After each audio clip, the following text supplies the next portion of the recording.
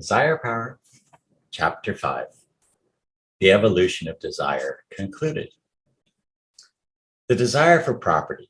The desire for property is another elemental feeling and motive to action. Property means one, the exclusive right to possession, enjoyment, and disposal of anything vested in the individual. And two, that which is possessed, enjoyed, and subject to disposal of the individual. The love of and desire for possessions is embedded in the deep soil of human nature. Some of the lower animals possess it to a marked degree, and nearly all the lower animals feel the right of possession of places, positions, etc., as well as their supply of food. In the case of primitive man, this feeling and desire arose from the necessity of providing for his welfare and that of his family. It was necessary for him to possess a place of abode, a cave, a tree, a tent, etc. It was necessary for him to lay by and accumulate a supply of food at certain seasons, and to have land to till and cultivate for food production. The individuals manifesting this desire tended to survive and to have their families survive.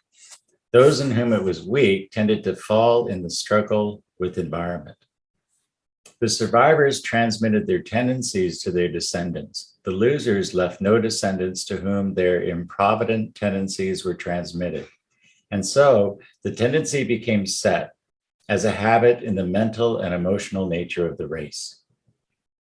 The wants of primitive man were few and simple: a little food laid by for himself and his family, a few skins to cover their bodies, a rude cave, hut, or tent to shelter them, implements of war and of the hunt. This was about all. As man rose in the scale, his wants multiplied, and consequently he began to desire to acquire and to accumulate not only a greater number of things, but also a greater variety of things. The rest is merely a matter of the evolution of this form of desire, proceeding from the simple to the more complex, from the few things to the many, and so on. This is the story of the desire for property, with its accompanying feelings and emotions. Originally based upon necessity, it has now extended to comforts and even luxuries. Normally manifested, it is to the interest of the individual and of the race. Abnormally manifested, it is a curse to both. The derived desires. In the course of the evolution of desire, man has acquired many forms of feeling and desire derived from the elementary desires, which are instinctive to him and which had been considered by us in some detail. Thus, his love for his family has extended to his affection for his general family, his tribe, his nation.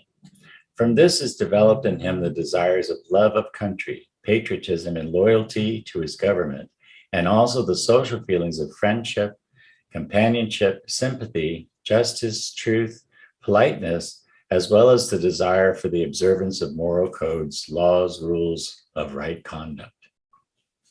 In the same way, the necessities of procuring food, defending himself and family, acquiring possessions, and so forth, have aroused in him the feelings and desires connected with invention, creative work, constructive imagination, thought, reasoning, and other intellectual powers and activity.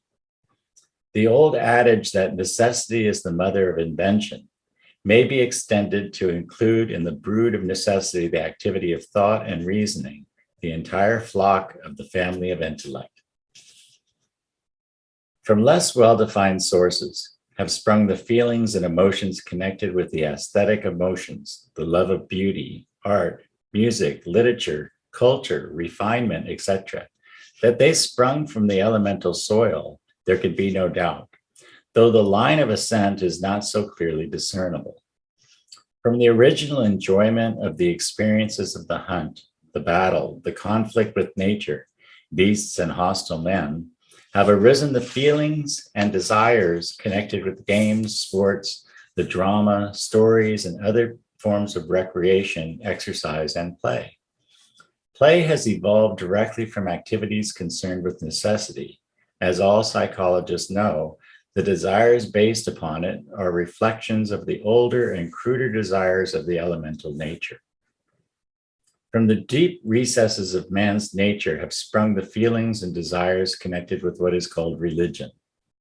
From the crudest beginnings and the grossest form of superstition have sprung the beautiful plant and flower, blossom and fruit of the highest conception of religion held by the most advanced of the race today.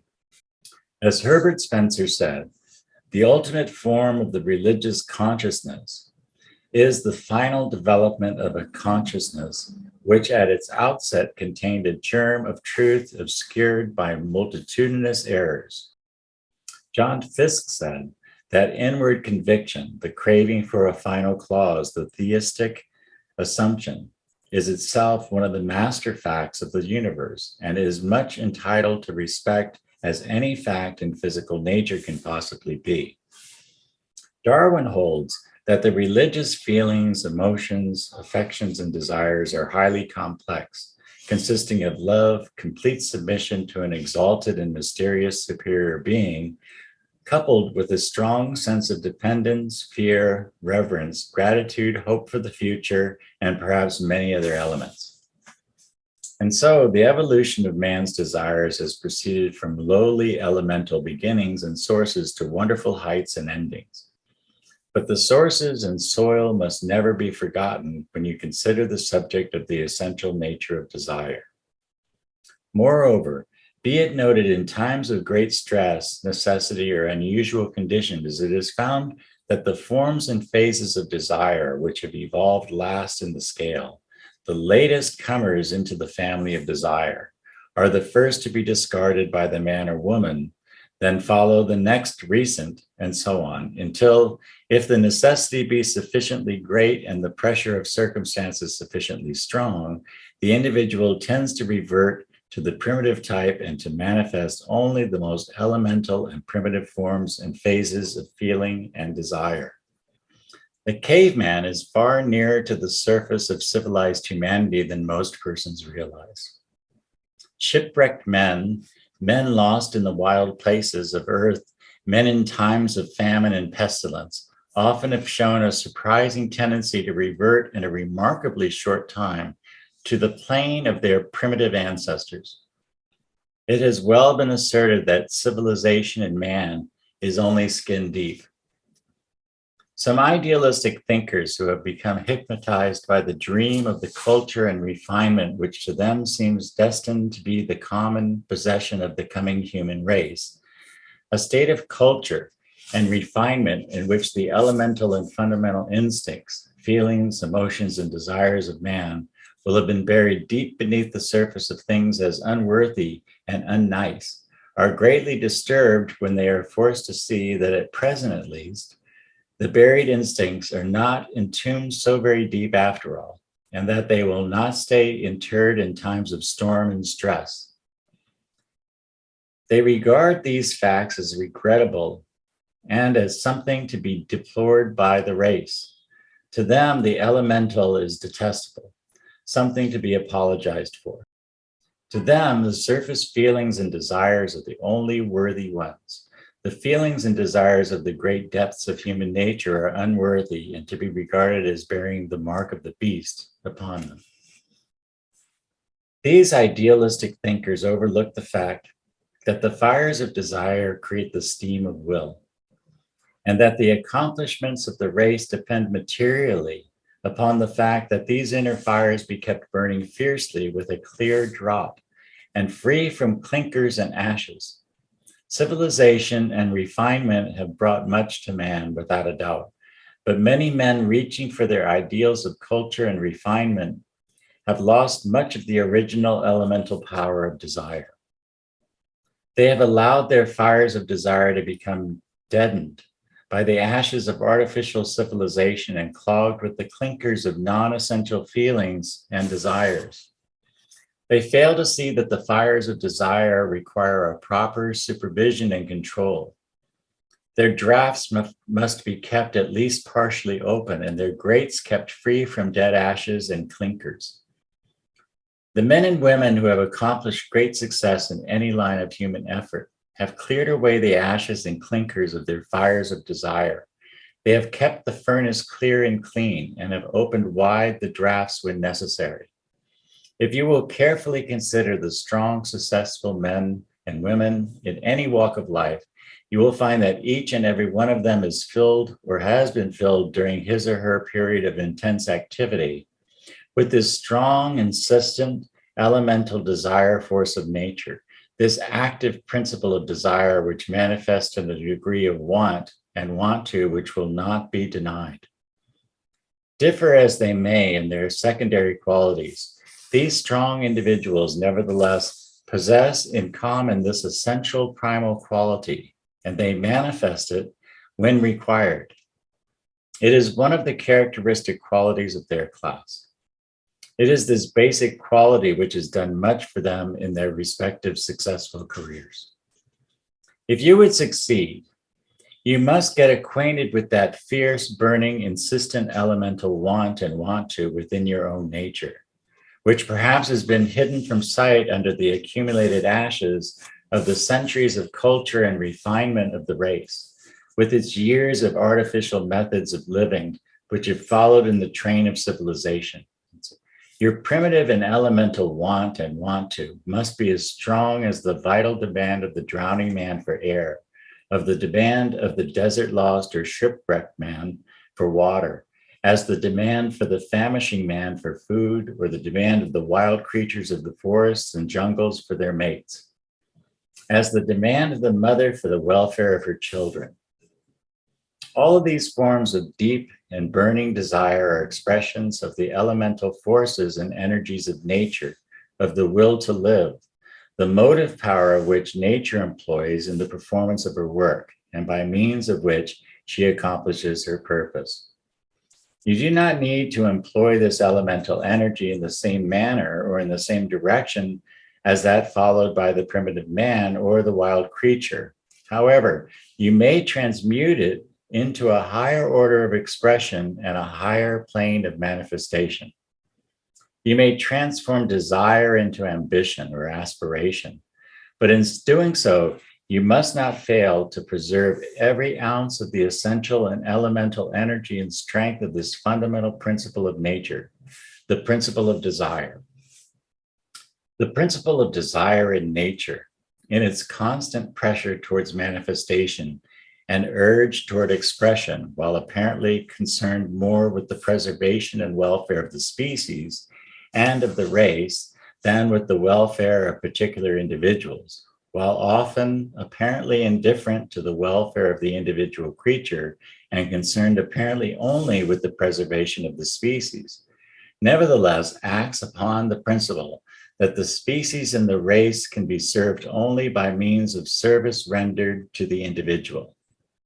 Therefore, while it manifests a tremendous amount of energy in the maintenance of the reproductive desires and activities, at the same time, it serves highly important offices in the support and development of the individual creature. Biologists hold that the principle of desire working along subconscious lines is the moving cause of the physical and mental evolution of the life forms. The presence of an obstacle to progress is seemingly noted by the life principle or the will to live, and thereupon an increased degree of desire power is generated and manifested in the life form.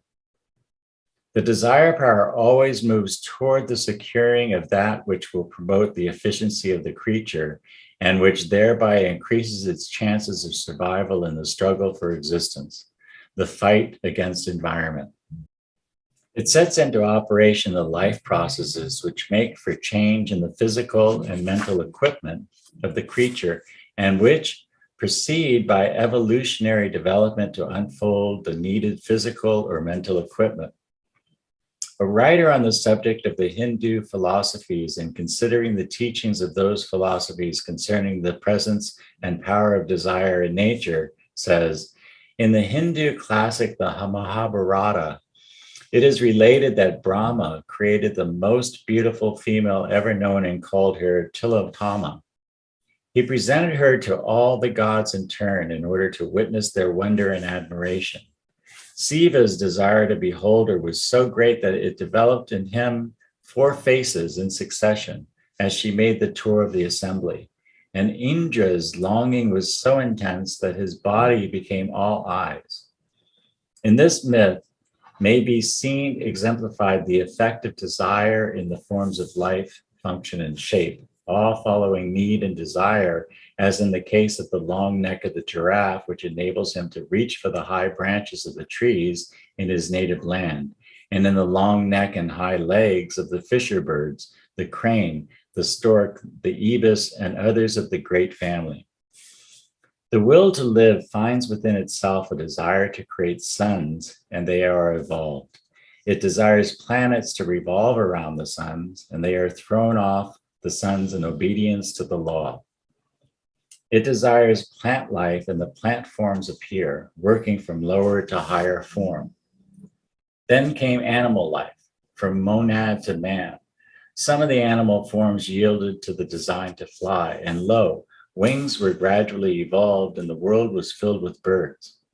Some of the animals felt a desire to burrow in the ground, and lo, became the moles, the gophers, and other burrowers, each fitted with physical and mental equipment for their particular modes of life. Nature wanted a thinking creature, and lo, man-like forms began to evolve, and finally man, with his wonderful brain, came and manifested his powers. Lamarck's theory of evolution follows the line of the Hindu thought above noted far nearer than does that of Darwin. Darwin taught that evolution was due primarily to, or was accomplished chiefly through, natural selection and the survival of the fittest. Lamarck, while admitting the importance of these elements, nevertheless insisted that in that impulse of nature, which is akin to desire arising from need, is to be found the primal urge toward evolution and progress in the living forms.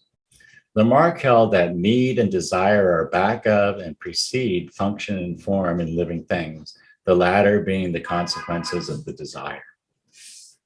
The Oriental teaching concerning the power of desire in evolutionary development, which is being closely followed in some of the most advanced forms of our Western philosophy, does not hold that this creative desire is manifested chiefly along the lines of consciousness as we know it. On the contrary, it manifests far more commonly below the plane of ordinary consciousness, on the planes of subconsciousness, instinct, appetency, etc. The want is there, though the creature does not experience it in its surface consciousness. It exists in plant life as well as animal, manifesting in each according to its needs. In response to this below consciousness desire, the plants have evolved means of protection for themselves and their seeds. Bark and the hard covering of their nuts, the spines of the cactus, the thistles, etc., have been evolved in accordance with this creative desire. The sweetness of the berries, designed to attract the birds which eat them and thus distribute the seeds, have resulted from the same cause.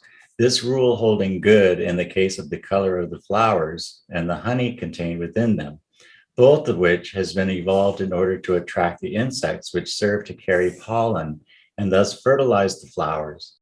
The burrs containing seed which fasten to the wool of the sheep and other animals and are thus carried to a distance and are distributed, these too have been evolved in response to need and desire. In the same way, the tusks, teeth, fangs, and claws of animals, the stings of insects, and all of the wonderful offensive and defensive equipment of living things have been evolved in response to need and desire.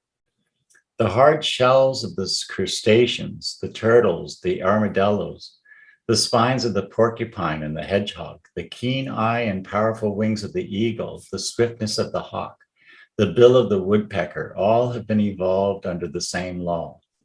The story of the evolution of the horse from its original form of the Eohippus to its present form gives us a striking illustration of the principle. In response to the law of need and desire, manifesting along the lines of evolution, the Eohippus, a small animal no larger than a domestic cat with several toes on each foot, with teeth resembling those of the monkey or the pig, with short neck, arched back, and rather short legs, has developed by 11 or more distinct stages to the horse of today. With its long legs, long neck, straight back, complex and long grinding teeth, hoofs, and large size. This almost incredible development has been due to the need of the animal arising from its changing environment and the desire proceeding from that need. Man today has evolved into the conscious and self-conscious plane of life, but his desire power still is latent within him, awaiting his call upon it. Just as it has built up the bodies and brain of the animals through the slow stages of evolution, so it will build for man the mental and physical characteristics indicated by his need, provided that he will only want it hard enough, and will arouse and stir into activity the great store of elemental primitive desire power within himself. He may set it to work for himself along conscious lines, just as nature set it to work for herself along subconscious lines in the past.